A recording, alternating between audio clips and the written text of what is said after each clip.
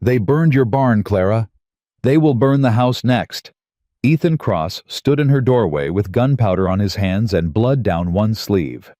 She did not lift her eyes from the needle. "Then let them." "Clara, look at me. I buried a husband last winter, Mr. Cross. I have buried everything a woman can bury and still breathe. Let them come." He crossed the room. He knelt beside her chair. He put his hand flat on the table beside her candle. "From now on, Clara Whitmore, you will never work alone again. Not tonight. Not any night. Not while I am still breathing." 3 months earlier, Clara Whitmore was not yet the kind of woman who could say "let them come" without her voice breaking. She was simply a widow counting stitches in the dark.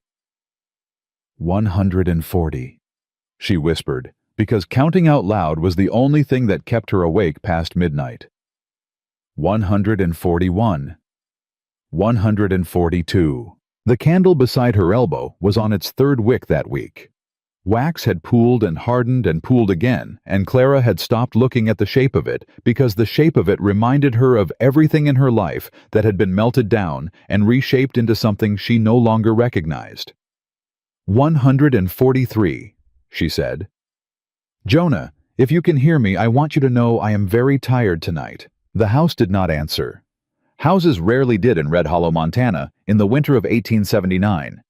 But Clara had learned to talk to the walls the way some widows learn to talk to graves, because silence was worse than anything, and silence had a way of climbing inside a woman's ribs and building a nest there. "I finished the Baxter shirt," she told the empty room. "Mrs. Baxter is going to pay me $2.40, and I am going to give $2 of it to the bank, and 40 cents of it to the butcher, and nothing at all to myself. How does that sound?" The walls, as predicted, had no opinion. Clara pulled the thread tight and bit it off at the knot, because her scissors had gone dull and she did not yet have the money to have them sharpened. Her teeth were not what they had been a year ago either. Hunger did that to a woman. It took things quietly, piece by piece, and then one morning she would look in a cracked mirror and barely know the face looking back. 144. That was when she felt it. Not heard. Felt. A shift in the weight of the dark outside her window. The kind of shift a woman who has lived alone on the plains learns to feel the way a horse feels a storm before the clouds have gathered. Clara's needle stopped. Who's there? She did not shout. She did not stand. A woman who stands too fast invites a man to come closer. Jonah had taught her that back when Jonah was teaching her things instead of leaving her. "I said, who's there?" For a long moment, only the wind answered. Then a voice low and careful, the way a man speaks when he is trying not to frighten the animal he has stumbled on. "Didn't mean to startle you, ma'am. I was just passing." Passing from where to where at this hour? From the Carruthers place to nowhere in particular. "Step into the light where I can see you, or step off my land." She heard boots move, slowly. The sound of a man who was not trying to hide, which was somehow worse because men who hid could be chased off with a rifle, and men who did not hide wanted something a rifle could not fix. "I'm on the porch now, ma'am. Not coming any closer without your say-so." "What's your name?" "Ethan Cross." "Cross." She turned the name over in her mouth. "I don't know any Crosses." "No, ma'am. I've been at the Carruthers Ranch about 4 months. Don't come into town much." "Why were you at my window?" There was a silence then, longer than it should have been.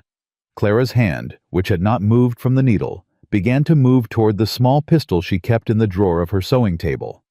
Jonah had bought her that pistol. It was one of the 2 useful things he had left her. The other had been debt. "Mr. Cross, I asked you a question. I saw the candle," he said finally. "From the road. Most houses out this way go dark by 9. Yours didn't. I thought maybe something was wrong. Thought maybe somebody was in trouble." "And what were you planning to do if somebody was—" "I hadn't got that far in my thinking, ma'am." Clara almost laughed. It surprised her. She had not laughed, not really, in 7 months. The sound got caught somewhere between her throat and her teeth, and came out as something closer to a cough. "Mr. Cross?" "Yes, ma'am." "Nobody is in trouble here. I am sewing. I will be sewing until 4 in the morning, and then I will be sleeping until 6, and then I will be sewing again. That is how I live now. please do not come to my window again."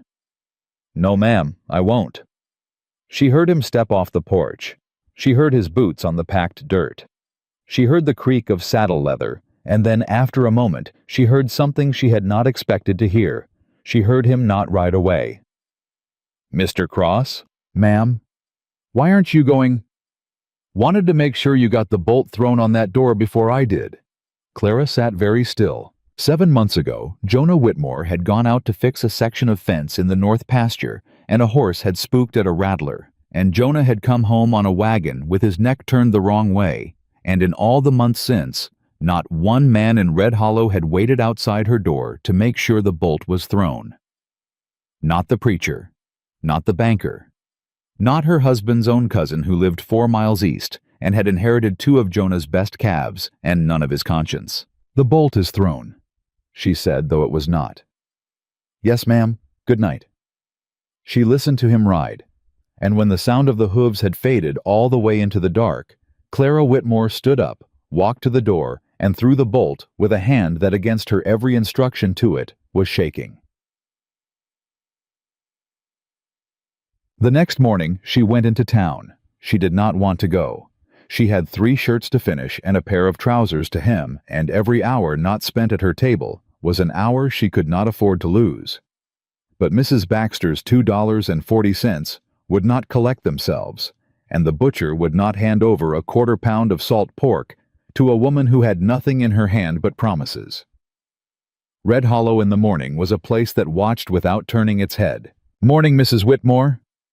"Morning, Mr. Teague." "Cold one." "They all are now." She did not stop walking. She knew the rhythm. She nodded. She kept her back straight. She did not let them see the mend at the elbow of her coat which she had done herself by lamplight, and which was good work, but was still a mend, and in a small town, a mend at a widow's elbow was a story before noon. Mrs. Baxter paid her in silver and a hard look. "You've been keeping well, Clara." "Well enough. Folks talk, you know." "Folks always talk, Mrs. Baxter." "A woman your age alone out there." "I am not alone. I have the work." "That's what I mean, dear. Work isn't company. Work is just work." Clara smiled the smile she had learned to smile. It did not reach her eyes because she did not let it. Her eyes were the last thing she still owned outright. "Thank you for the wages, ma'am. I'll have the next one done by Tuesday." She was halfway back to her wagon when she saw him. Ethan Cross across the street coming out of the feed store with a sack over his shoulder and his hat pulled low. He did not see her at first. Then he did, and he stopped, and for a breath of a moment Clara thought he might tip his hat and keep walking, because that was what decent men did when they had been told at midnight to stay away from a woman's window. He did not keep walking. He crossed the street. "Mrs. Whitmore." "Mr. Cross, I owe you an apology for last night." "You already gave one." "I'd like to give a better one, ma'am." "Mr. Cross, I have 17 cents in my pocket and 4 hours of daylight left. I do not have time for better apologies." "No, ma'am. Then maybe instead of an apology I could give you work." Clara's hand tightened on the reins of her wagon. "What kind of work?" He shifted the sack on his shoulder. She noticed, because she noticed everything about cloth, that the seam at the shoulder of his jacket had torn. Not a small tear, a long ragged one running from the collar almost down to the elbow. "I caught this on a nail," he said, as if he had seen her looking. "I cannot sew, ma'am. Everybody at the Carruthers place knows I cannot sew. I tried once with my sister's wedding veil when I was 12, and my sister said some words a little girl is not supposed to know, and I have not touched a needle since." "So you want it mended?" "I want it mended." "I charge 50 cents for a tear that long." "I'd pay $1. Clara looked at him. She looked for a long time. She looked the way a woman looks at a horse she is thinking of buying, trying to see the lameness before the seller can hide it. $1 is too much. Not for how long that tear is. $1 is too much, Mr. Cross, and you know it is. He met her eyes. He did not flinch. That was the thing she would think later. He did not flinch, and in a town full of men who could not meet a widow's eyes for fear of catching something from her, that alone was almost enough to make her trust him. Then charge me 50, he said, and keep the other 50 for the next time I tear something. Because I am a clumsy man, Mrs. Whitmore. I tear things often. Mr. Cross. Yes, ma'am. Are you trying to help me? No, ma'am. Are you sure about that? I am trying to pay for a mend. Anything else is your word, not mine. She took the jacket from him. She did not smile when she took it. She did not thank him. She folded it over her arm, the way she folded all the garments men brought her, and she said, Tuesday. Come Tuesday afternoon. Yes, ma'am. And Mr. Cross. Ma'am. Do not come to my window again. If you have business at my house, come to my door in daylight like a man. Yes, ma'am. He tipped his hat, and he walked away, and Clara stood in the street with a torn jacket over her arm and a feeling in her chest she did not have a name for and did not want one. The bank sent its letter on Friday. She read it twice at her kitchen table because she had trained herself to read bad news twice, so that the first reading could be denial and the second reading could be truth. Mrs. Whitmore. Pursuant to the loan undertaken by the late Jonah Whitmore against the property known as the Whitmore Homestead payment in the amount of $320 is due on or before the 1st of April. Failure to remit said payment shall result in, she stopped reading. $320. She had $41 and a jar of buttons. Jonah, she said, and the word came out of her like something she had to cough up. Jonah, what did you sign? The walls had no answer to that either. Clara folded the letter very carefully. She placed it inside the Bible on the shelf above her stove, because that was where she kept the things she could not bear to look at more than once a month. Her mother's wedding ring was in there, a lock of her baby brother's hair from the summer of the fever, her own christening certificate, water-stained. And now this. She went back to her sewing table. She picked up Ethan Cross's torn jacket. She threaded her needle, and she did not think about the letter, and she did not think about the $320, and she did not think about the way Ethan Cross had looked at her in the street and not flinched. She thought about the stitches. That was how she survived now. Stitch by stitch, minute by minute. If she thought any further ahead than the next stitch, she would drown, and Clara Whitmore had decided on the afternoon her husband came home with his neck turned the wrong way that she was not going to drown. Not for the bank, not for the town, not for any man. At 10:15 that night, she heard a knock at her door. Not a window this time. A door. Firm. In daylight hours rhythm, though daylight was long gone. Who is it? Cross, ma'am. Mr. Cross, it is not Tuesday. No, ma'am, I know. She went to the door. She did not open it all the way. She opened it the width of her shoulder and no wider because a woman alone at 10 at night did not open a door all the way for any man no matter how steady his eyes. He was holding a basket. What is that? Eggs, ma'am, from the Carruthers. Mrs. Carruthers sent too many to town this week. They'd have gone bad. Mr. Cross, ma'am. Mrs. Carruthers does not know I exist. There was a pause then. Not a long one. Just long enough for Clara to know that he had been caught, and long enough for him to know that she had caught him, and long enough for both of them to decide what kind of people they were going to be about it. No, ma'am, he said. She does not. So these eggs are from you? Yes, ma'am. And you are bringing them to a woman who told you not to come to her house except on Tuesday? Yes, ma'am. Why? He looked at her for a long moment. Something passed across his face. Not pity. She would have slammed the door on pity. Something harder than pity. Something that looked almost like anger, though not at her. Because I heard in town this afternoon, he said that the bank has moved up your note, and I have known a lot of widows in my life, Mrs. Whitmore, and the ones who go under, they go under in the week after a letter like that. Not because they can't do the work, because they stop eating, because they stop sleeping, because they forget that a person cannot fight the bank and starve at the same time. Mr. Cross. Yes, ma'am. I did not ask for your eggs. No, ma'am, you didn't. I do not take charity. These aren't charity, Mrs. Whitmore. These are an advance. An advance on what? On the next jacket I tear. She looked at him. She looked at the basket. She looked at her own hand on the door, which was for the second time in a week, shaking against her every instruction. Mr. Cross. Ma'am? Do you have any idea what this town will say if a cowboy from the Carruthers Ranch is seen at my door at 10 at night with a basket of eggs? I have some idea, yes, ma'am.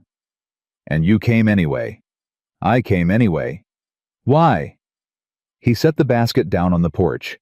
He stepped back from it so that if she wanted to take it in, she could take it in without his hand being near hers. Because I saw you sewing last night, he said, and I saw the way your candle was burned down to almost nothing, and I saw that you did not stop stitching, even when you thought nobody was watching. And a woman who does not stop, Mrs. Whitmore, a woman who does not stop even in the dark, even when there is no one to see, that is a woman who is going to keep going until she breaks. And I have watched a lot of things in my life, ma'am, but I have not yet learned how to watch that. Clara did not say anything for a long time. When she finally spoke, her voice did not sound like her own. Take the basket back.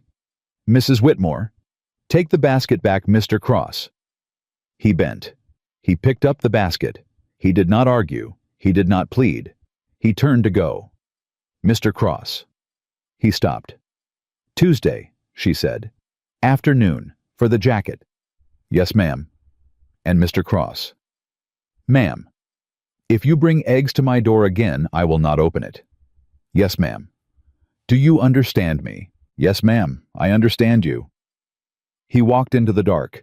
She heard his horse. She heard him ride. She shut the door. She threw the bolt. And then Clara Whitmore, widow of Red Hollow, Montana, who had not wept in 7 months, who had not wept at the funeral, who had not wept at the reading of the will, who had not wept when the preacher's wife told her to remember that God had a plan.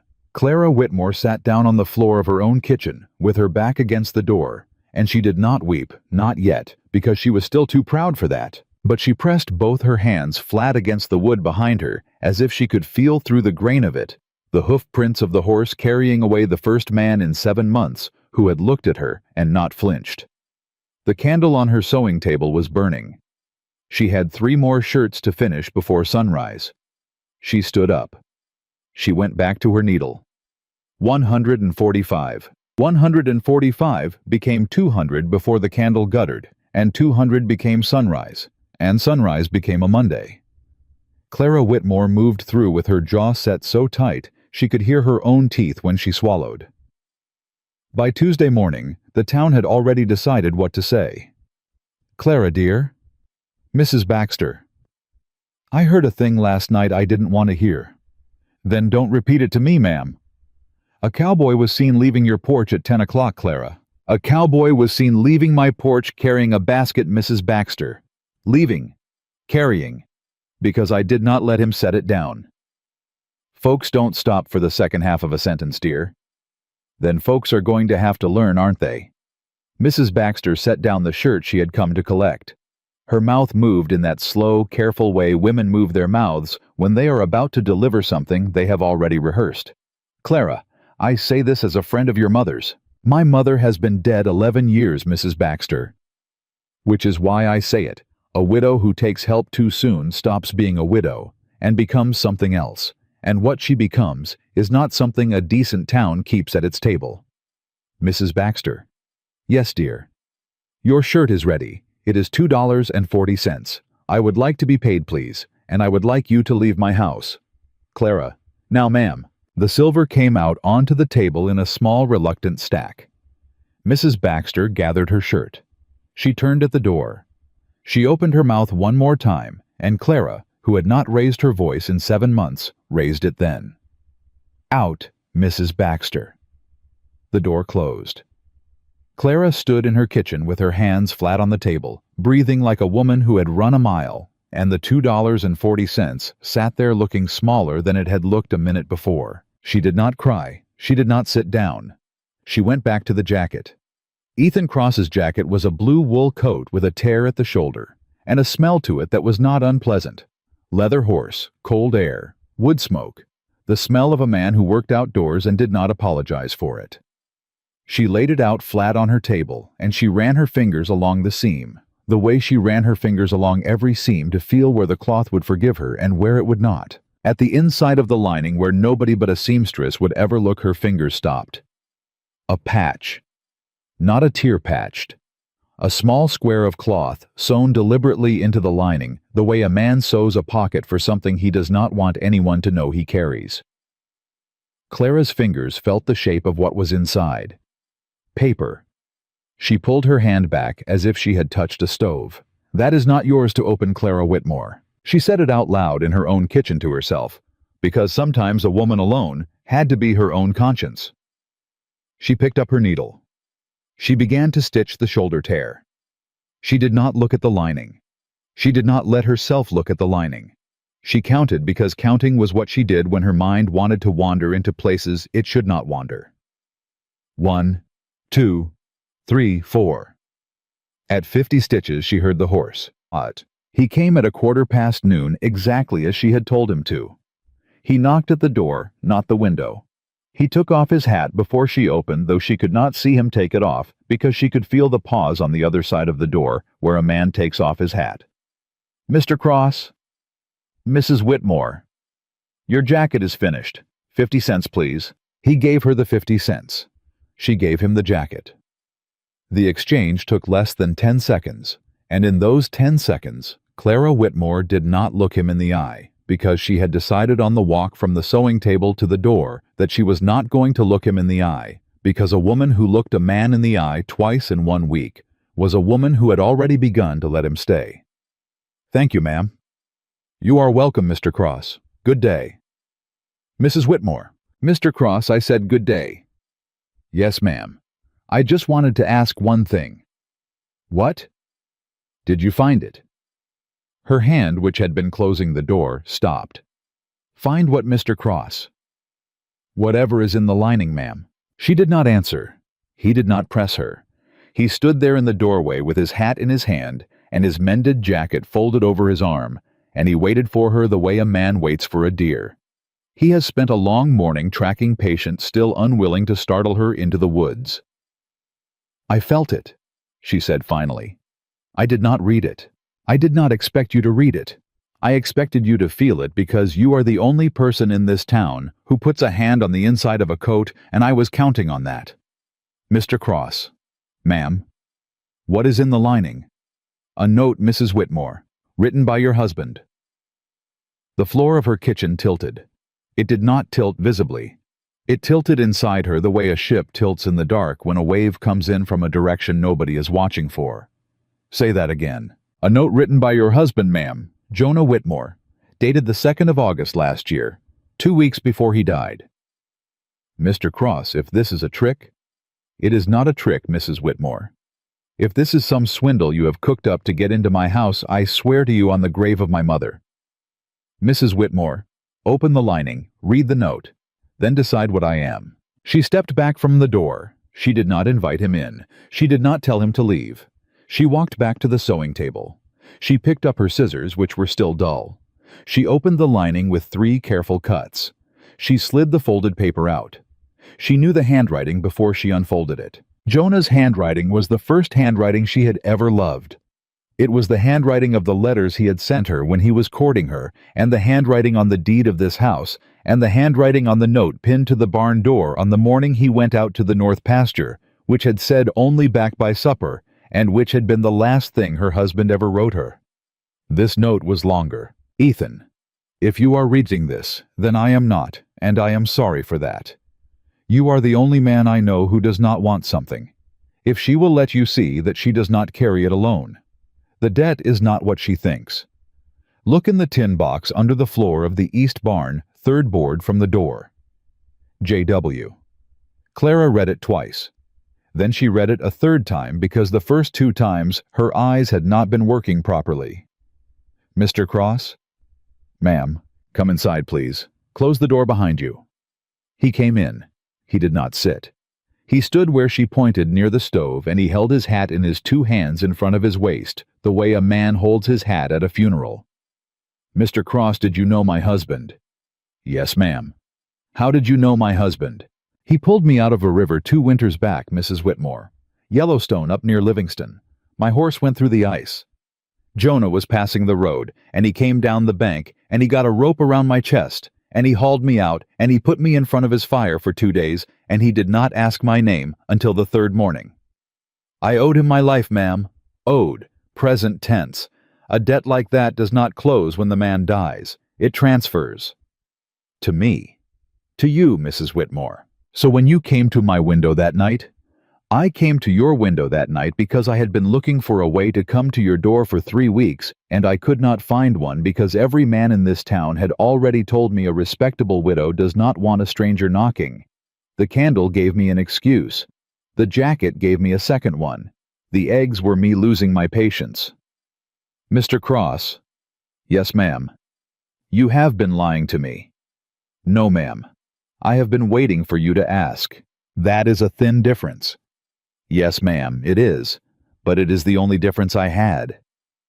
Clara set the note down on the table. She set it down very carefully, the way a woman sets down the last piece of something fragile. She put her hand on the back of the chair. Her knuckles went white. Jonah said the debt is not what I think. Yes, ma'am. The bank says $320 on the 1st of April. Yes, ma'am. What is in the tin box, Mr. Cross? I have not looked, Mrs. Whitmore. Why not? Because your husband wrote that note to me, not the box. The box he wrote to you. She looked at him then. She looked for a long moment, and what she saw in his face was not the face of a man who wanted something. It was the face of a man who had been carrying a weight for 7 months, and had finally been given permission to set it down, and who was even now not sure he had been given enough permission to set all of it down at once. "Come with me," she said. They walked to the east barn. He did not offer her his arm. She did not ask for it. When they got to the third board from the door, she took the crowbar herself, because she was not going to let a man lift the board that her husband had told her through the ink of his own hand to lift alone, or not alone, but with this man who was not alone anymore either. The board came up. There was a tin box. Inside the tin box, there was money not enough to pay the bank, but more than she had expected. Perhaps $80 in coin, and small paper, and there was a folded piece of paper that was a deed, and the deed was not to her house. It was to 40 acres of grazing land 2 miles north. 40 acres of grazing land that she did not know her husband had owned. Mr. Cross. Ma'am. Jonah owned this. I don't know, ma'am. I don't know a thing about this piece of land. But if it's in his name and he left the deed to you, then it's yours. 40 acres, Mr. Cross. 40 acres is more than $320 if I can sell it. 40 acres is my house back. Yes, ma'am. It might be. It might be. Land is only worth what a man will pay for it, Mrs. Whitmore. And in this county, with drought coming, and the railroad still arguing about where to put the line, there are not many men buying. There is one. Ma'am? Colton Reed. She said the name, and his face changed. Not much. Just a small tightening at the corner of the jaw, the way a man's face changes when a wasp has landed somewhere on his skin, and he does not yet want to move. Mr. Reed, Ethan said slowly, is the man who has been moving his fences a little further west every month for the last 3 years. Is he the one who owns the land next to these 40 acres? He is the one who owns the land all around these 40 acres, Mr. Cross? Mrs. Whitmore. Yes. That is not good news. That is the worst news I have heard this year. Because if Jonah bought those 40 acres and Colton Reed did not, then Colton Reed wanted them. And a man like Colton Reed does not want a piece of land for 3 years, and then let a widow sell it to somebody else for the asking price. Clara folded the deed. She folded the note. She put both of them inside the Bible on the shelf above her stove, next to the letter from the bank, and her mother's ring, and her brother's hair. She turned to face him. Mr. Cross. Yes, ma'am. I have a question for you, and I want a true answer. Yes, ma'am. Are you afraid of Colton Reed? He did not answer quickly. She respected that.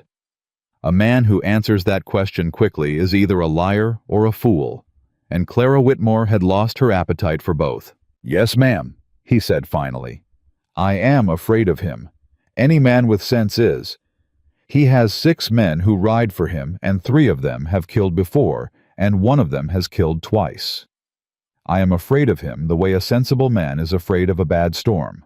It does not mean I am going to run inside. Mr. Cross." "Ma'am." "Will you teach me to shoot a rifle?" "Jonah never taught you." "Jonah taught me the pistol. He said the rifle was a man's work and he would always be there to do it." "Jonah was wrong about a lot of things, Mrs. Whitmore." "Yes, Mr. Cross, he was. I will teach you the rifle. Tomorrow." "Tomorrow." They walked back to the house. She did not offer him coffee because she did not have coffee. She offered him water, which he accepted. He drank it standing. He set the cup down. He was almost out the door when the knock came. It was not a polite knock. It was the knock of a fist that has been used to knocking on doors that do not want to open. Clara froze. Ethan Cross moved between her and the door before she had finished taking a breath. He did not draw the pistol at his hip. He put his hand on the handle quiet ready, and he said to her, not turning his head, "Who is expected?" "No one." "Who is unexpected and dangerous?" "One man." "His name?" "Colton Reed's foreman, Silas Pike." "Is he alone?" "I don't know." Mrs. Whitmore stepped back from the door, into the kitchen, behind the stove. "Mr. Cross, it is my house." "Yes, ma'am." "And in 1 minute it will be your house again. For 1 minute please let it be mine." She stepped back. He opened the door. A voice came through it that Clara knew too well, the voice of a man who had stood in her yard 3 weeks after Jonah's funeral and offered her 40 cents on the dollar for her land, and who had smiled the whole time he was doing it. "Well now," said Silas Pike. "Didn't know the widow had company." "Didn't know the widow was taking callers," said Ethan. "And who might you be, friend?" "Not your friend." "That's so." "That's so." There was a silence then, the kind of silence that comes between 2 men who are each measuring how fast the other can move. "Mr. Reed sent me with a word for Mrs. Whitmore." "You can leave the word with me." "Mr. Reed's word is for the lady. The lady is busy. She'll want to hear this one." Clara stepped forward before Ethan could stop her. She came up behind his shoulder, not past it, because she had learned something in the last 10 minutes that she had not known an hour before, which was that there were some doors a widow did not walk through alone if she did not have to. "I am here, Mr. Pike. Say your word."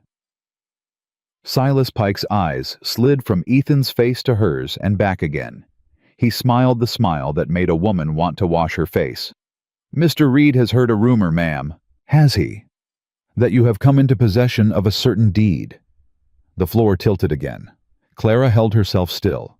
She did not let her face move. "What deed, Mr. Pike?" 40 acres, ma'am, north of here.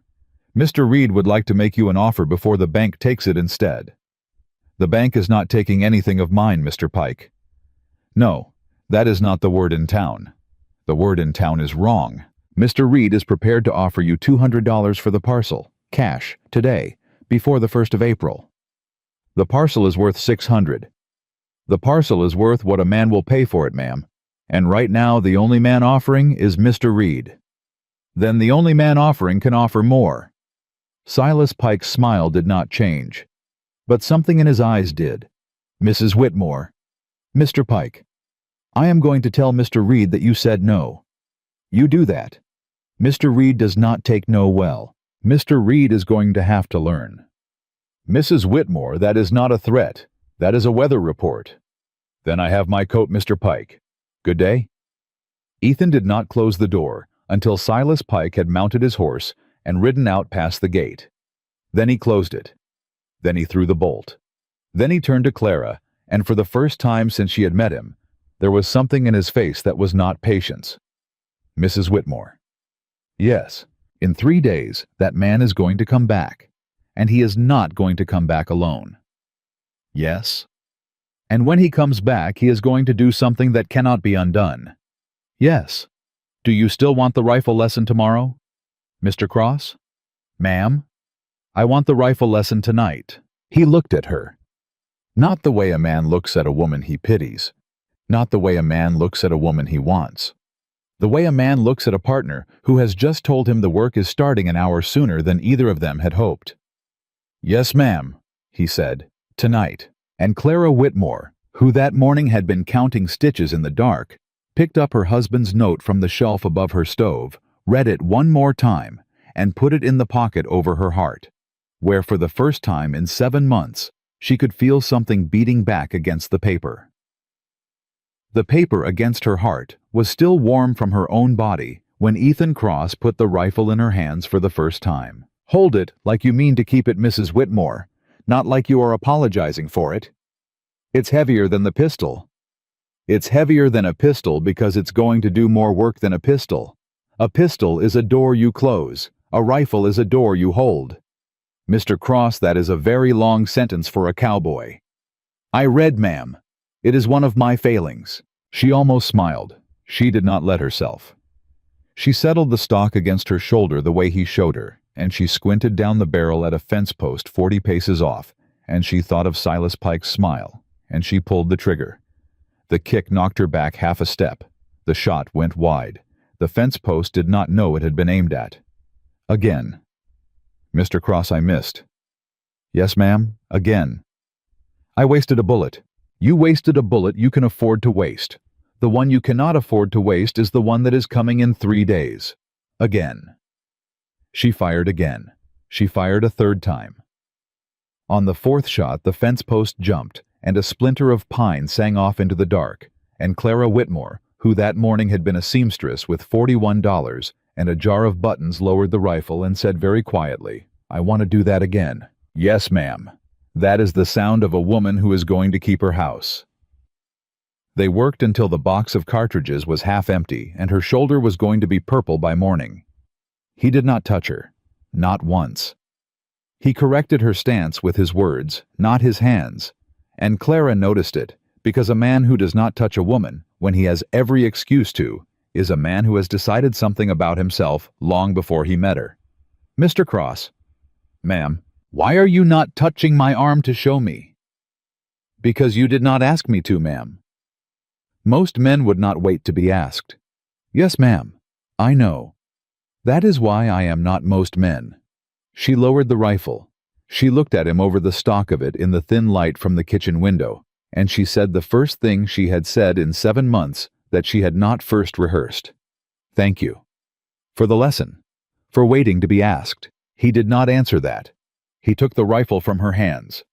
He began to clean it the way a man cleans a tool he intends to use again. She went inside. She put coffee on the stove. Even though she did not have coffee, she had chicory, which she ground with the heel of her hand in a cloth because her grinder had broken in November. She poured 2 cups. She brought them out. He took one. Mrs. Whitmore. Yes. Colton Reed is going to try something tomorrow. Not in 3 days. Tomorrow. Why tomorrow? Because Silas Pike was a message. The message was, we know, and a man who sends that message does not wait for the widow to sleep on it. What will he try? Not men at your door, not yet. He wants the land clean, and a dead widow is a slow kind of clean. He will try to take something from you that you will have to chase. The horses. The horses, or the well, or the barn. The barn has the last of the feed. Then it will be the barn. She drank her chicory. It was bitter. She had forgotten to put sugar in it, and she did not have sugar anyway. Mr. Cross. Ma'am. Tomorrow night I want you in the east barn.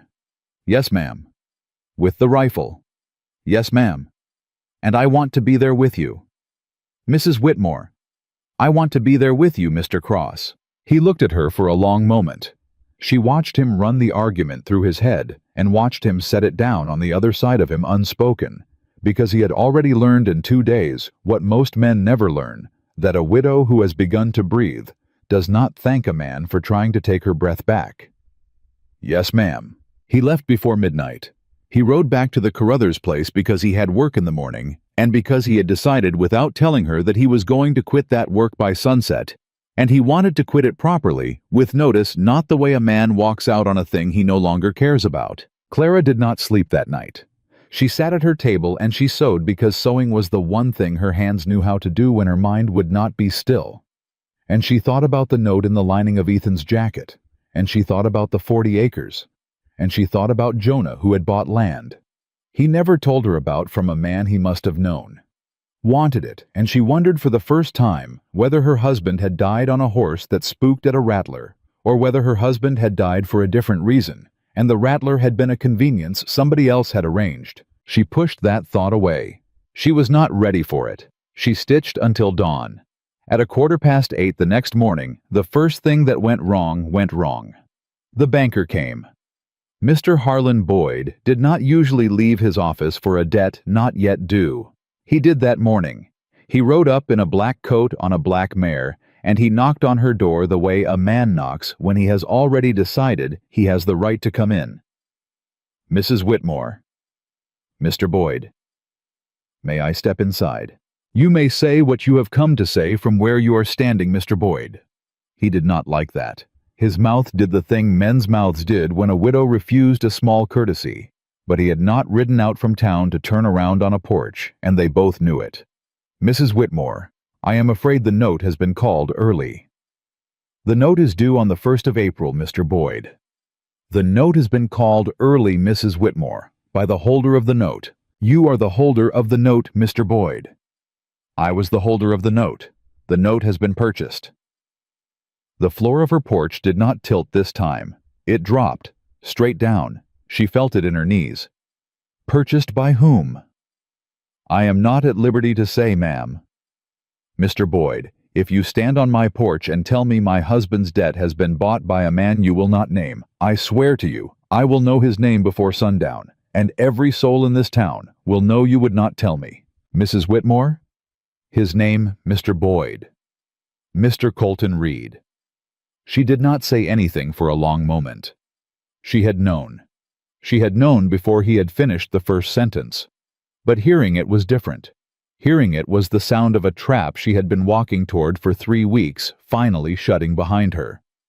When is the note due now, Mr. Boyd? 7 days, Mrs. Whitmore, paid in full, or the property reverts. 7 days. 7 days. Mr. Boyd, you have known me since I was 14. Yes, ma'am. You stood at my wedding. Yes, ma'am. And you sold my husband's debt to the man who wants my land. Mrs. Whitmore, it is business. Mr. Boyd, you are going to look at your own face in a shaving mirror tomorrow, and I want you to remember while you are looking that a woman you have known for 11 years asked you one question this morning, and the answer was business. He did not answer. He did not have an answer. He touched his hat, and he mounted his black mare, and he rode back to town, and Clara Whitmore stood on her porch with her arms crossed over her chest, and watched him go until he was a speck, because she did not want him to turn in the saddle and see her sit down. She sat down after he was a speck. She put her head in her hands. She did not cry. She had still not cried. But her shoulders shook for 3 breaths, and she counted the 3 breaths, the way she counted stitches, and then she stood up again, because there was no one in this house who was going to stand up for her if she did not. Ethan came at noon.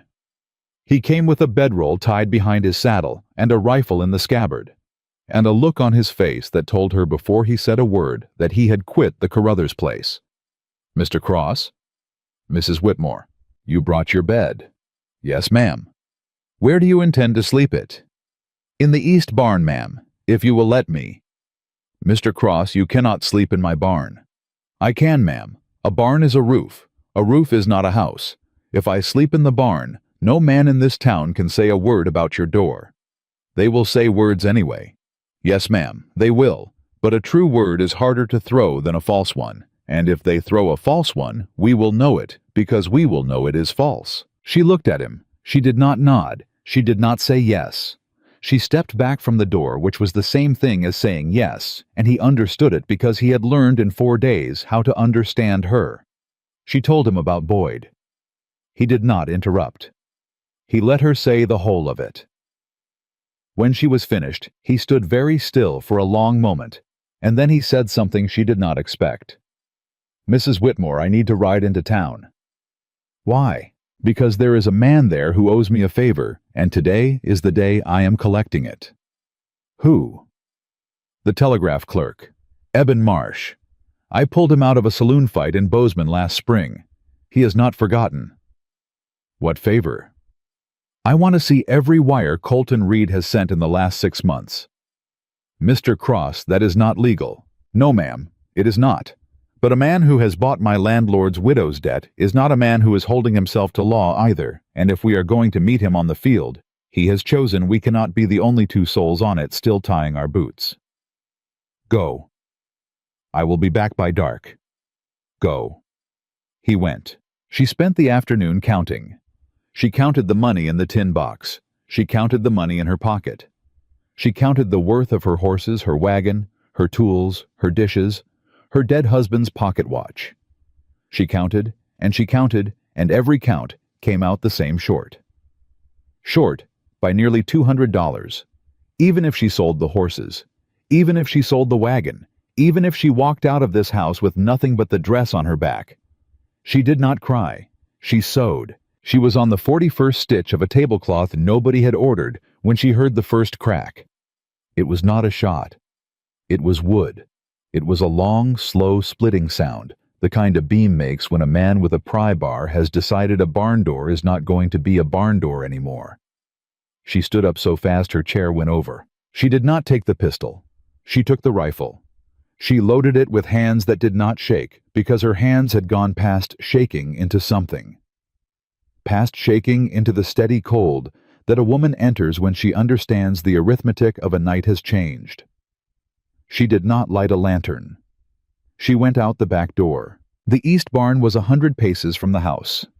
She crossed the paces at a crouch, the rifle across her forearms, her breath small and shallow. She could hear them before she saw them. 2 men, maybe 3. A horse snuffing. The low muttered cursing of a man trying to be quiet and failing. "Gets the feed out first, then we fire it." Pike said make it look like sparks from the stove. "Stove is 50 feet from the barn, idiot." "You tell Pike he's an idiot." She knelt behind the rain barrel at the corner of the tack shed. She settled the rifle on the rim. She counted 3 figures, 2 inside the barn, 1 holding horses outside, 1 woman, 3 men. A rifle she had fired 6 times in her life. Her finger did not leave the trigger guard. "Think, Clara. Think before you shoot." She said it to herself inside her head in Ethan's voice, because it was the voice she had been listening to all afternoon. If she fired, she would hit 1 maybe. The other 2 would kill her, and her house, and her 40 acres, and her husband's name would belong to Colton Reed by morning. If she did not fire, the barn burned, and she had nothing to feed a horse with for the next month, and she lost the bank deadline anyway. She had a third choice. She had not seen it at first, because fear does not show a woman all her choices at once. She crept backward, back to the house. In the house, to the shelf above the stove, to the Bible, to the letter from the bank. She tore off the corner of the letter. On the back of it, in the dark, with a pencil stub, she wrote 4 words. Reed's Men. East Barn. Now. She went to the front door. She opened it. She stepped out onto the porch. She fired 1 round from the rifle straight up into the sky, because a single shot at midnight on the plains of Montana travels 4 miles, and there were 3 homesteads within 4 miles, and one of them belonged to Tom Riley, whose brother had been hanged by Colton Reed's men 2 years back on a charge nobody in the county believed. She fired again. She fired a 3rd time. Then she stood on her porch, with the rifle across her chest, and she waited. The men in the barn came out at a run. They came out because 3 shots at midnight was not what they had been paid to walk into. Who fired that? The widow. She's on the porch there, look. Pike said she'd be asleep. Pike was wrong. She raised the rifle. She did not aim to kill. She aimed at the ground 6 feet in front of their horses, and she fired once, and the horses went sideways, and one of the men went off his saddle into the dirt. "Get off my land." Her voice did not shake. She did not recognize it. It was the voice of a woman she had not met yet. Get off my land, or I swear on my husband's grave the next one is your belly." They got on their horses. The one who had gone off got on behind another. They rode. They rode west toward the Reed place, and they rode hard, because they had heard in her voice what Colton Reed had not told them. They would hear a woman who was not going to sell. She stood on the porch until the dust settled. She stood until she heard another horse coming from the east fast, and then she almost raised the rifle again before she recognized the rhythm of it, because a woman learns a horse the way she learns a man in the first week. Ethan came off the saddle before the horse had stopped. "Clara." He had not called her Clara before. He did not notice he had. She did. "I'm all right." "Clara." "I said I'm all right, Mr. Cross. 3 of them. Gone. I fired over them." He crossed the porch. He stopped 2 feet from her. He did not touch her. His chest was rising and falling the way a man's chest rises and falls after he has ridden a horse half to death. "Are you hurt?" "No." "Is the barn?" Standing. They did not have time. "Clara." "I'm all right, Ethan." That was the first time she had said his name. He closed his eyes for one breath. When he opened them, his voice was steadier, but not by much. "I have the wires." "What do they say?" "They say, Mrs. Whitmore, that your husband did not die from a horse." The rifle lowered. Her hand went to the porch rail. Her knuckles found the splinter she had known was there for 6 months. "Say that again, Mr. Cross." "Jonah sent a wire on the 1st of August last year, to a land office in Helena. He was asking a question about a survey on your 40 acres, about a mineral right." "A mineral right. Copper, Clara. There is a copper vein on your 40 acres. The splinter went into her thumb. She did not feel it. And Colton Reed knew. Colton Reed sent a wire on the 5th of August to a man in Butte, asking how fast a claim could be blocked if the man who held it were to his word, Clara become unavailable. The world was very quiet for one long second. Then Clara Whitmore said very softly to no one, and to everyone, and to her dead husband, and to the God she had stopped believing in 7 months ago, he was murdered. "Yes, ma'am, I believe he was." "Colton Reed had my husband murdered for 40 acres of copper." "Yes, ma'am." "Mr. Cross." "Clara, we are not going to lose this house." "No, ma'am, we are not. And we are not going to let that man sleep another easy night in the state of Montana." "No, ma'am." She turned.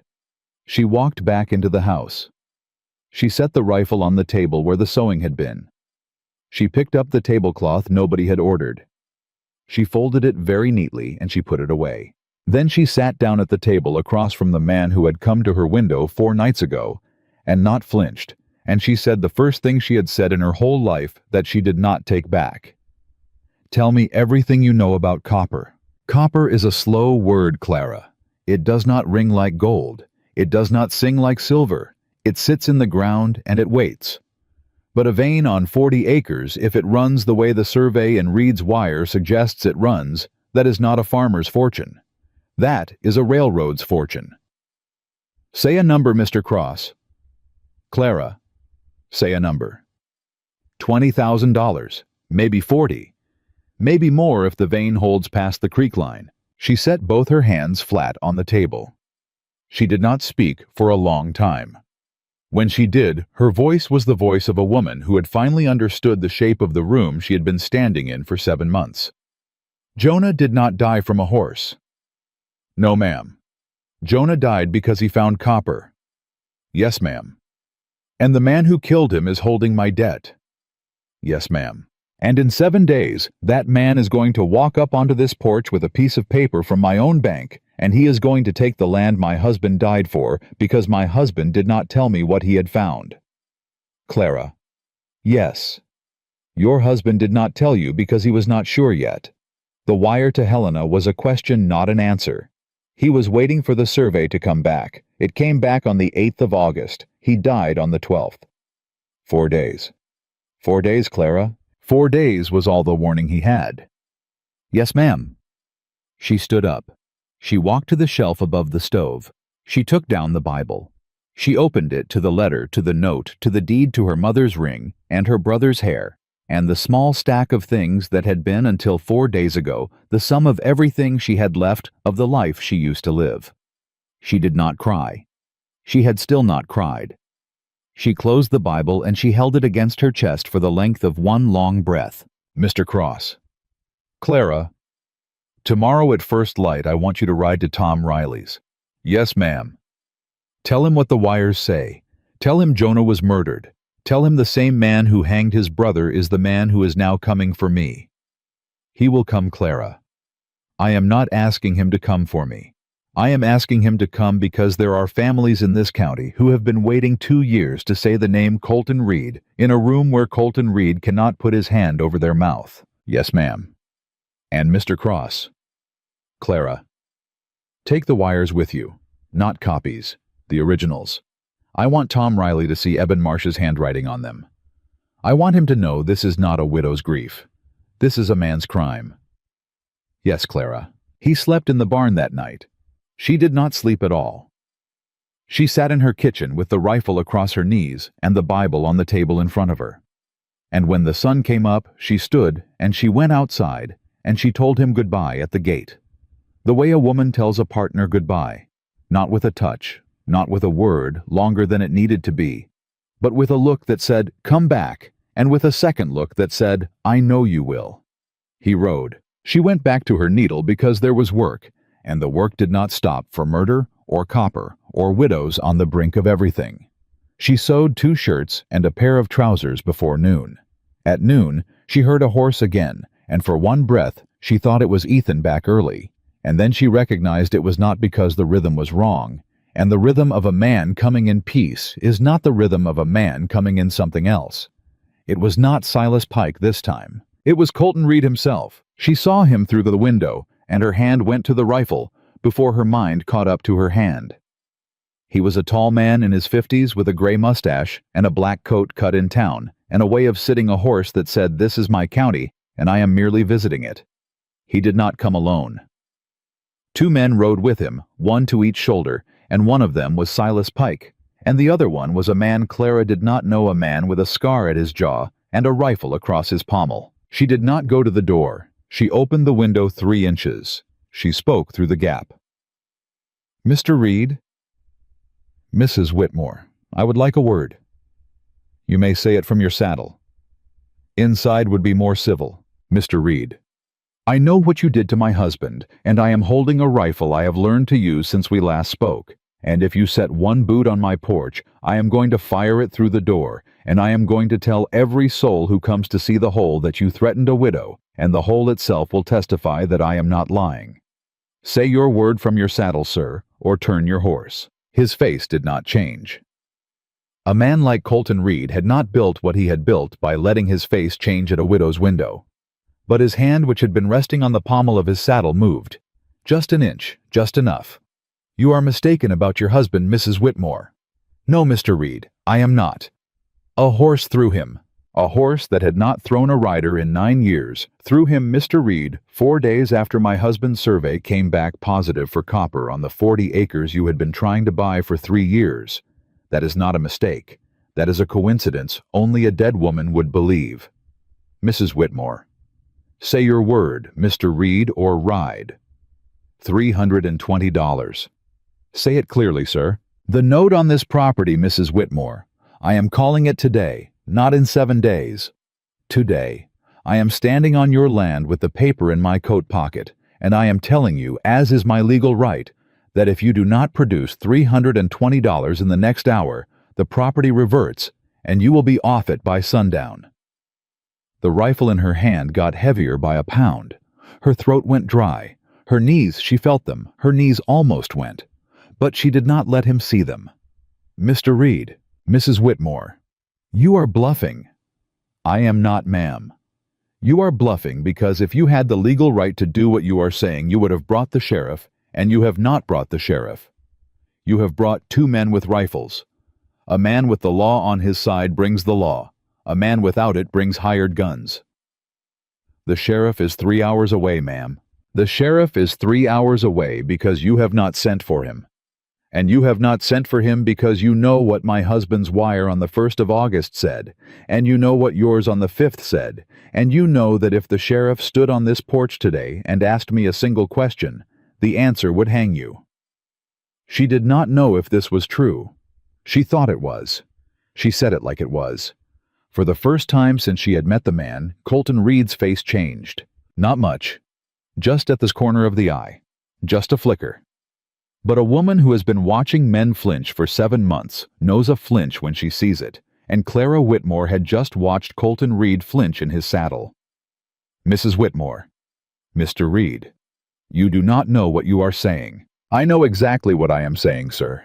And I know that I am not the only person in this county who knows it, because the wires have left this house, and the man who rode out with them this morning is not a man your foreman is going to catch on an open road." That was when Silas Pike's hand moved, not to his pistol, to his reins. He turned his horse. He said low to Colton Reed, "Boss." "Quiet, Silas." "Boss, if she has the wires." "Quiet, Silas." But it was too late.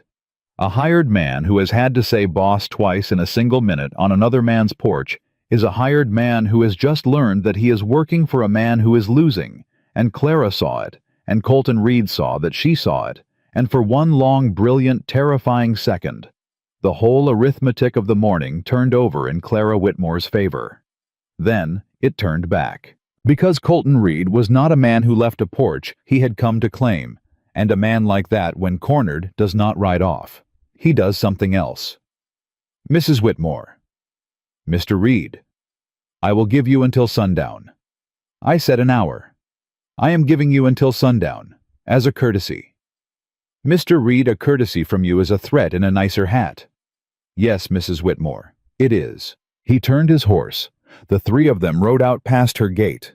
Silas Pike looked back once, and Clara, still at the window, still with the rifle, met his eyes, and she did not look away. And he was the one who broke the look first. She sat down on the kitchen floor for the 2nd time in a week. This time her hands were shaking. Not a little, a lot. She put the rifle down because she could not trust her finger on the guard. She pressed her palms against the floorboards. She breathed. She counted. She got to 20. She stood up. She went back to the window. She did not sew. She watched the road. She watched the road for 3 hours, and at the end of the 3rd hour she saw smoke, not from the east, from the north, from the 40 acres. No, she said it out loud, to the empty house, to Jonah, to a God she had not spoken to in 7 months. No, no. She saddled the horse herself.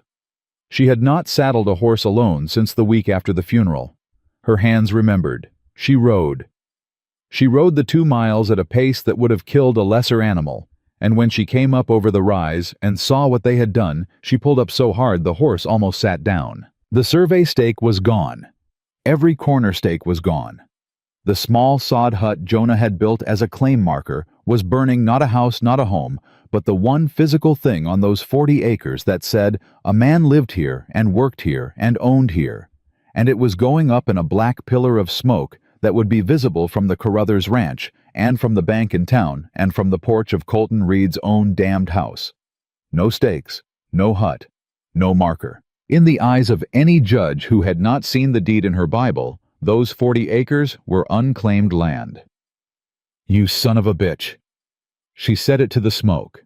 She said it to the man she was sure was standing at his own window 4 miles away, watching the same smoke and smiling.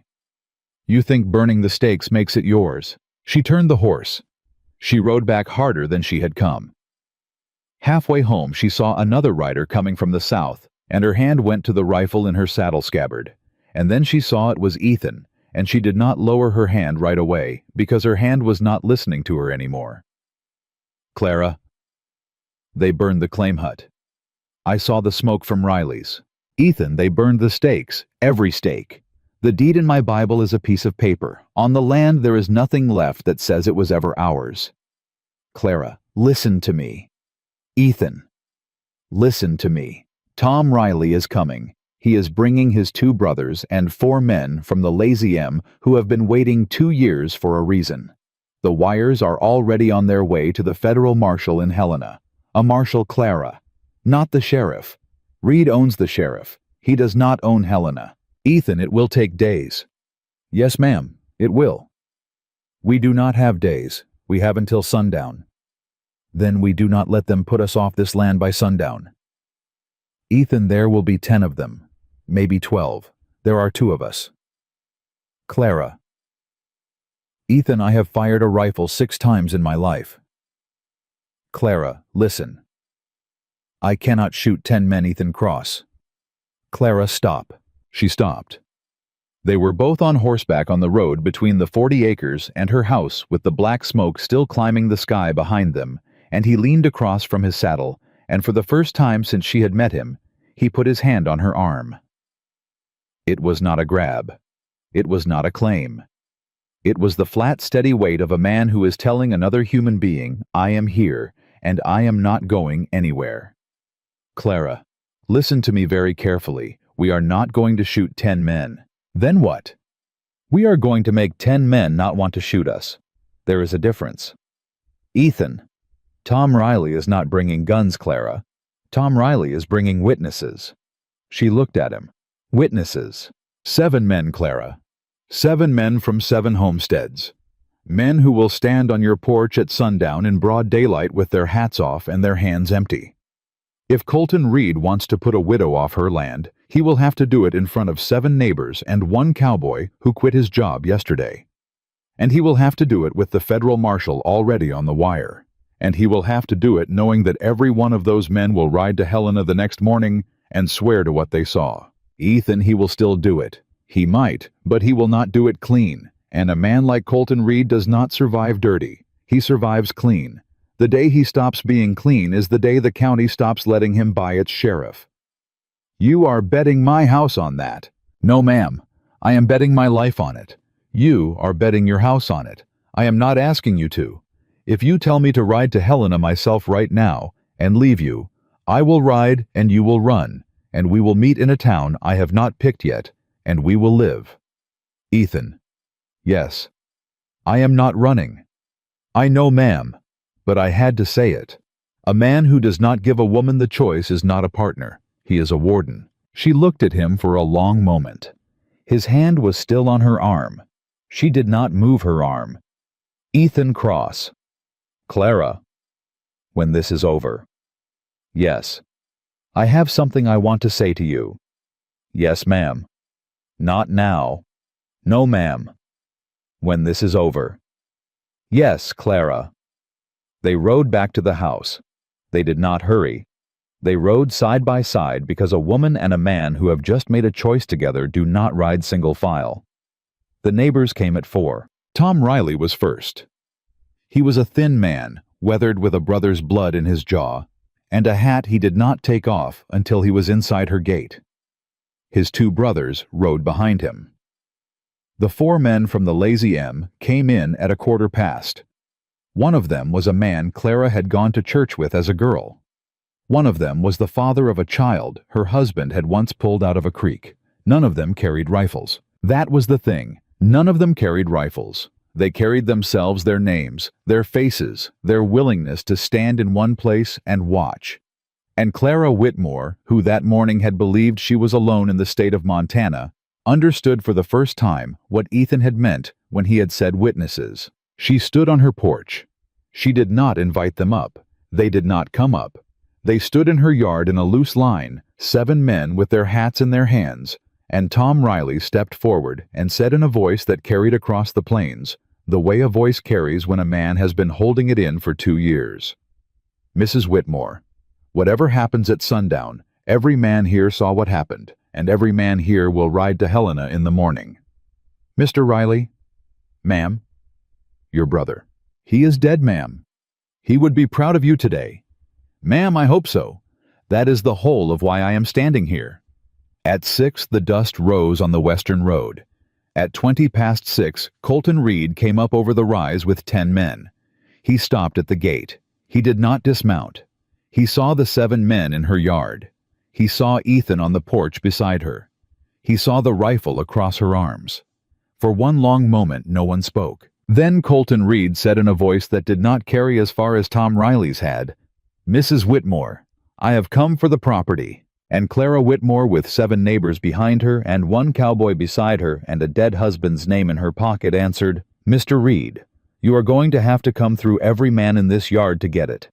And by morning, a federal marshal in Helena is going to know every wire you sent last August. Now, do you still want the property, sir, or do you want to ride home while you still have a home to ride to?" The 7 men did not move. The 10 men behind Colton Reed did. 2 of them, just 2 at first, edged their horses back. Then 3, then 4. A hired gun is a hired gun until the moment he understands that the gun he is hired to is pointing at a room with witnesses in it, and then he becomes a man again, and a man does not hang for another man's copper. Silas Pike stayed. The man with the scar stayed. The rest began slowly to turn. Colton Reed did not look at them. He looked at Clara. Only at Clara. And she met his eyes, and she did not blink because she was not going to be the one who blinked. Not on this porch. Not on this day. Not in the house her husband had died for. "Mrs. Whitmore." "Mr. Reed." "This is not finished." "No, sir, it is not. It is finished when a federal marshal says it is finished. And the next time you stand on a porch of mine, sir, you will do it in chains." He turned his horse.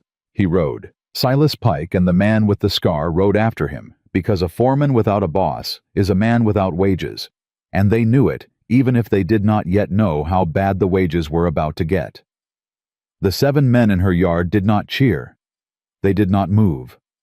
They stood with their hats in their hands until the dust had settled all the way down the western road. Then Tom Riley put his hat back on. He tipped it at her. He said, "Ma'am, we will be back at first light. If he comes in the night fire, 3 shots, and every man here will be in your yard before the 4th. "Mr. Riley." "Ma'am." "Thank you." "No, ma'am. Do not thank me. I have been waiting 2 years to stand on somebody's porch." They rode out in 2s and 3s. By dark, it was only her and Ethan again on the porch, in the same 2 places they had stood an hour before, and the dust was gone, and the smoke on the northern horizon had thinned to nothing, and Clara Whitmore lowered the rifle. Her hands were shaking again, but they were shaking in a new way this time. "Ethan." "Clara." I said I had something to say to you when this was over." "Yes, ma'am." "It is not over." "No, ma'am." "But." "Yes, Clara. It is over enough for tonight." She turned to face him. She did not touch him. He did not touch her. They stood 2 feet apart on the porch she had been going to lose by sundown, and she looked up at him, and she said in a voice that was not the voice of the woman he had met at the window 4 nights ago. "Ethan Cross, when I am alone in this house, I am not alone anymore. I have not been alone since the night you would not ride off until I threw the bolt. I did not know it then. I know it now.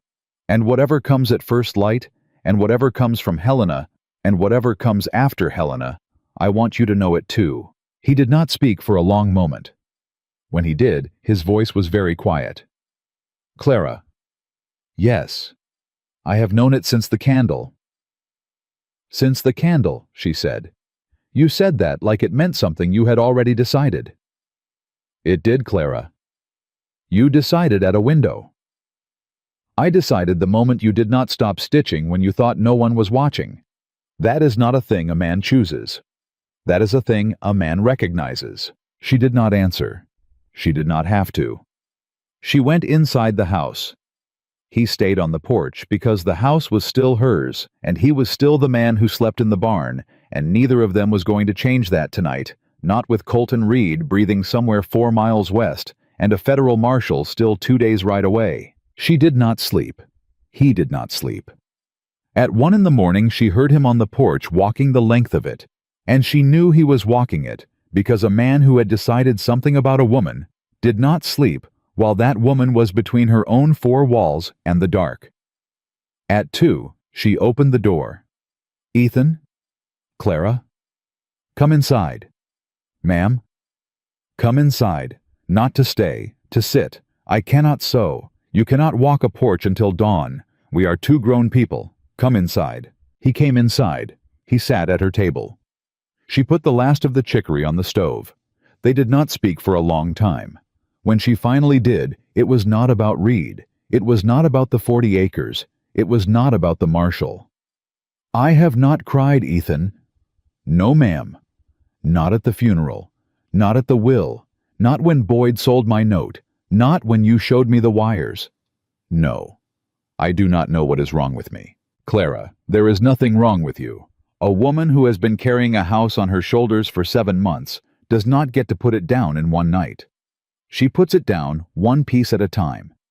And the tears come when the last piece is off, not the first. When will the last piece be off? I do not know. But it will be off, and I will be sitting at a table when it is." She looked at him. She did not cry then either, but something inside her chest, the thing that had been braced for 7 months, like a door held shut against a wind, eased 1 inch. Just one. And she breathed for the first time in a long time, all the way down to the bottom of her lungs. They sat until the sun came up. Tom Riley rode in at first light as promised. So did his brothers. So did the 4 men from the Lazy M, and 2 more because word had traveled in the night the way word travels in a county that has been waiting 2 years to travel. By 7, there were 11 men in her yard. By 8, there were 14. By 10, Colton Reed had not come, and Clara understood before Ethan said it out loud that Colton Reed was not coming. A man like Colton Reed did not ride up to a yard of 14 witnesses. A man like Colton Reed rode for Helena, or he rode for the territorial line, or he rode for the one place in this country where a federal warrant had not yet been sworn. "He will run," Ethan said. "He will run. And he will be caught. He will be caught. Or he will not." "Ethan." "Yes. If he is not caught." "Yes. We will still have won." "Yes, Clara. We will still have won." The marshal came on the 4th day. His name was J.T. Halloran. He was a tall man with a quiet voice and a badge he did not show until he was asked. He read Eben Marsh's wires twice. He interviewed Tom Riley. He interviewed the telegraph clerk in town, who confirmed on the record every word. He interviewed Harlan Boyd at the bank, and Harlan Boyd went gray halfway through the interview and sat down in a chair he did not get up from for a long hour. He rode out to the 40 acres. He stood where the claim hut had been. He looked at the ash. He did not say much. He did not have to. On the 7th day, he came back to Clara's porch with a folder and a pen. "Mrs. Whitmore." "Marshal." "The note on your property, ma'am. Mr. Boyd has agreed under the circumstances to reassign it to the territorial court, pending the outcome of the investigation into Mr. Reed. In practice, ma'am, that means no one is coming to put you off this land. Not in 7 days. Not in 70. Until a court says otherwise, the note is frozen." "Frozen?" "Frozen, ma'am." "And the 40 acres. The 40 acres are yours, Mrs. Whitmore. The deed is in your Bible. The survey is in Helena. The claim hut can be rebuilt. A burned marker does not unmake a filed claim. Mr. Reed or his lawyers or whoever inherits his estate, if he does not come back alive, can contest it in court. They will lose, ma'am. I am telling you that as a man who has seen a lot of courts." "Marshal?" "Yes, ma'am." "Is he going to come back alive?" "Ma'am, I do not know. A man who runs for the Canadian line with 4 of his own hired men turning on him tends not to." "Turning on him." "Silas Pike came in yesterday morning, Mrs. Whitmore. Walked into the office in Bozeman and asked to make a statement. About your husband. About the horse. About who paid who to put a burr under the saddle on the morning of the 12th of August. The table she was leaning on held her up. She was grateful for it. Paid who, Marshal? A stable hand, ma'am. Who has since left the county. But Pike knows where, and Pike is telling. He is telling in exchange for his neck. Will he hang? He will not hang. He will go to prison. For a long time. But he will not hang because he came in before the rope was tied. That is how it works, Mrs. Whitmore. That is not justice. That is the machinery of justice. They are not the same thing, and I will not tell you they are. Marshal Halloran? Yes, ma'am. I do not want him to hang. I want him to sit in a cell for 30 years and think about my husband every morning when the light comes through the bars. That is a different thing from hanging. It is a longer thing." "Yes, ma'am, it is." The marshal rode out. Ethan was at the gate. He watched the marshal go. He came up the porch steps slowly because he had been sleeping in the barn for 11 nights, and he did not yet know whether tonight was a different night. "Clara." "Ethan, he is not coming to put you off the land." "No." "And the 40 acres are mine." Then. She did not know what to say next. She had not practiced what came next. A woman who has spent 7 months rehearsing how to hold a house does not have a line ready for the evening she gets to stop holding it. Ethan Cross. "Yes, Clara." "Sleep in the house tonight." "Ma'am, not in my bed, Ethan. I am not asking you that. I am asking you to sleep under this roof. In the room Jonah built for a child that never came. Because you have slept in a barn for 11 nights on my behalf, and a woman who lets a man sleep in a barn for 11 nights on her behalf and does not then open a door to him is a woman who has not yet understood what a partnership is." Clara. "Yes. If I sleep under this roof tonight, I am going to sleep under it tomorrow." "Yes. And the night after?" "Yes. And the one after that?" Ethan. "Yes." "Then I will sleep in the barn one more night, Clara." "Why?" "Because when I come inside this house to stay, I am coming in as a husband, and a man does not walk across a threshold as a husband at 2 in the morning on the day a federal marshal has ridden out of the yard. A man walks across it in the light with his hat in his hand and with the woman's own word under her own sky. I can wait one more night for that." She looked at him. She looked at him for a long time. She said, "Tomorrow at noon." He said, "Yes, Clara." She did not cry then either, but she came very close, and he saw how close, and he turned and walked to the barn without another word, because a man who loves a woman does not stay to watch her fight tears she has not yet decided to let fall. The tears came that night alone in her own bed. They came the way he had said they would, not all at once, not for show, but one piece at a time. She cried for Jonah. She cried for the 7 months she had spent thinking she was alone. She cried for the letter from the bank, and for Mrs. Baxter's hard look, and for the $41 and the jar of buttons. She cried for the woman she had been at the window who had thought she was being watched, and she cried with a kind of gratitude for the man who had been watching, who had turned out not to be watching at all, but standing quietly where she would need him to be standing. In the morning she washed her face, and she braided her hair, and she put on the one dress she had that was not patched, and she sat at her table until noon. He came at noon. He came with his hat in his hand, exactly as he had said. He did not kneel. He did not give a speech.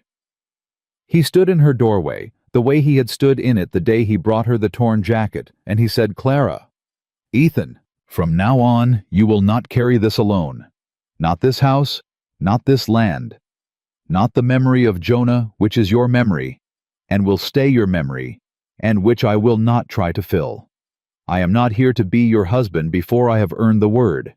I am here to be the man who stands beside you while you decide whether the word ever fits. Ethan Cross? Clara, come inside." He came inside. He put his hat on the peg by the door, which was the peg Jonah's hat had hung on, and which had been empty for 7 months, and which was the right peg. Because a peg is not a grave, and a house that refuses to let a second hat hang on it is a house that has stopped being a house. They did not marry that week. They waited. They waited because Clara had decided somewhere between the rifle and the marshal that a woman does not walk from one husband's grave to another husband's altar in a single season, and Ethan had decided somewhere between the candle and the copper that a man who rushes a woman through her own grief is a man who will spend the rest of his life wondering if she ever really chose him. They waited 11 months. In those months, the federal court in Helena took Colton Reed's estate apart, the way a careful woman takes apart a cheap coat seam by seam, finding what had been hidden in the lining. Reed himself was caught at the Canadian border in May, in a wagon under a false name, with $2,000 in cash sewn into his saddle. He did not hang. He went to the federal prison in Wyoming, where he lived 11 years and died of a fever the doctors could not name. Silas Pike served 14 years. The man with the scar served 8.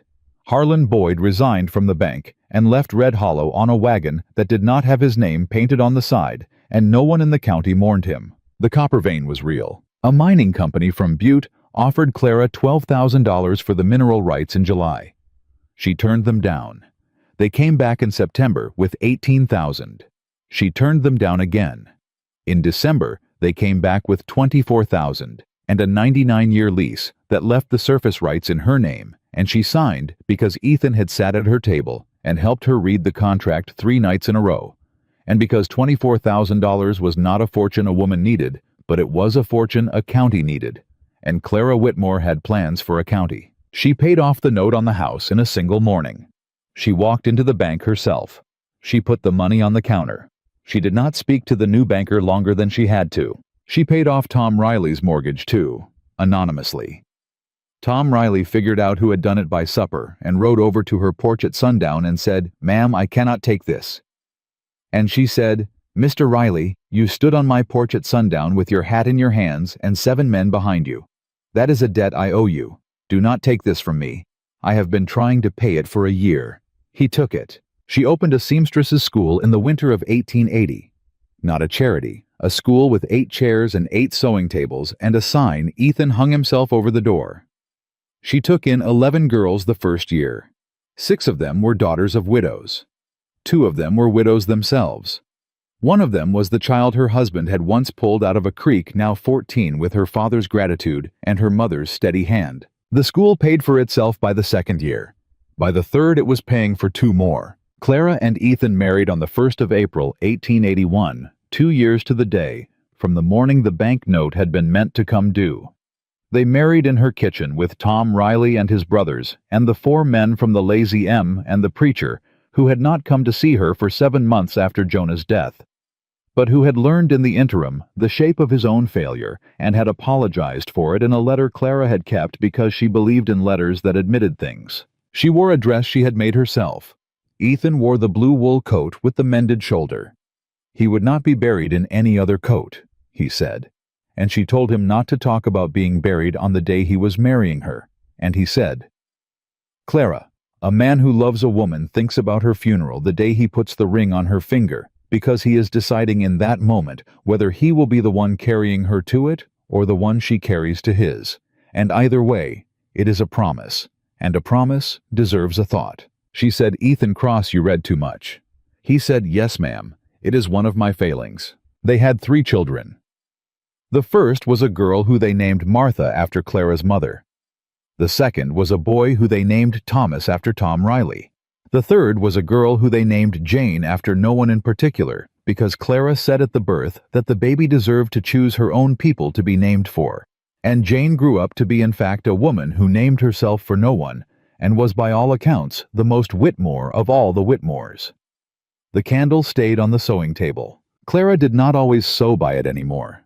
She had money now, and she had a school, and she had 3 children, and the stitches she set were mostly for her daughter's dresses, and her son's trousers, and the occasional fine piece of lacework she took on as a pleasure. But the candle stayed, because a woman does not throw away the thing that kept her alive, and a man does not ask her to. On the night of their 25th anniversary, Ethan came in from the barn where he had been mending a harness. He was 56 by then. His hair had gone almost all the way to gray, and his hands had the rope scars of a lifetime of work, and his eyes when he looked at her were the same eyes he had had at her window the night the candle was almost out. "Clara." "Ethan." "I have been thinking about a thing." "You are always thinking about a thing. I have been thinking that I cannot sew."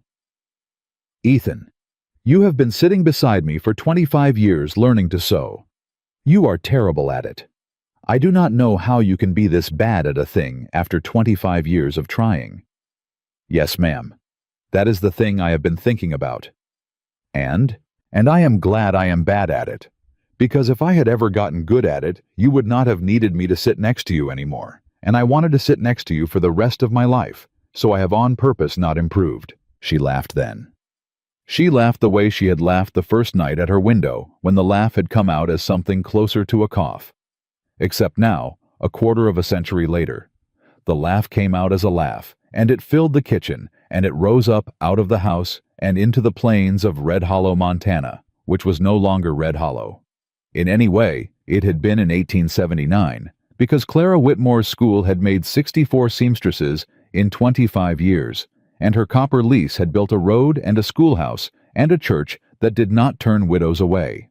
And the town was a different town now, with a different soul, and some of that soul had been built stitch by stitch by a woman who had been counting to 145 in the dark on the night a cowboy rode past her window and did not ride off.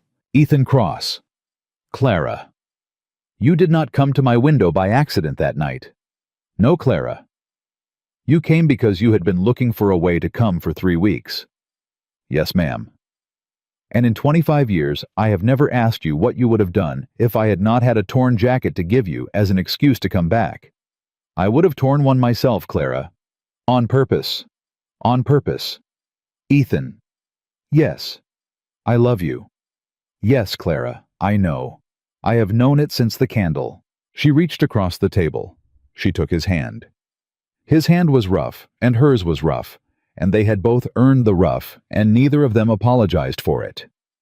She held it for a long moment, and then she said quietly, the thing she had not said out loud in 25 years, because some things a woman does not need to say out loud to the man who has been sleeping next to her for a quarter of a century, but sometimes on an anniversary, with a candle still burning on a table. She says them anyway, because a promise renewed is a promise kept twice. You do not have to carry this alone. No, Clara. And neither do I. No, Clara. She did not carry anything alone from that night to the last night of her life, which came in the autumn of 1923, in the same house with Ethan at her side, where he had been without a single night's absence for 42 years. She went the way she had lived, with her hand in his, and her jaw set, and no debt left unpaid to any soul in the county, and the candle on the sewing table beside her bed, burning steady, until he, weeping for the first time in her sight in all those decades, blew it out. The candle was relit the next morning by her daughter Martha, who had learned from her mother that a candle does not go out because a woman has. Martha kept it burning through the funeral, and through the week after, and through the winter, and through every winter for the rest of her own life. And in the town of Red Hollow, Montana, for 100 years afterward, when a young woman married and moved into her first house, and did not yet know whether she would be strong enough to hold it, her mother would give her a single tallow candle, and she would say, "This is the Whitmore candle. You do not have to carry it alone.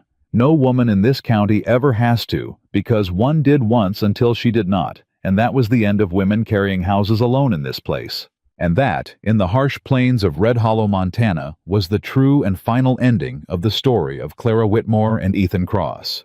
That a man came to a window one night and did not ride off, and a woman stopped counting stitches in the dark, and together, not as rescue, not as pity, not as charity, but as partnership, chosen every morning for 42 years, they built a house, a family, a school, and a town, and they proved once and for all to every soul who ever doubted it, that real love is not the moment a man saves a woman from her burden, but the moment two people decide together that no burden worth carrying was ever meant to be carried alone.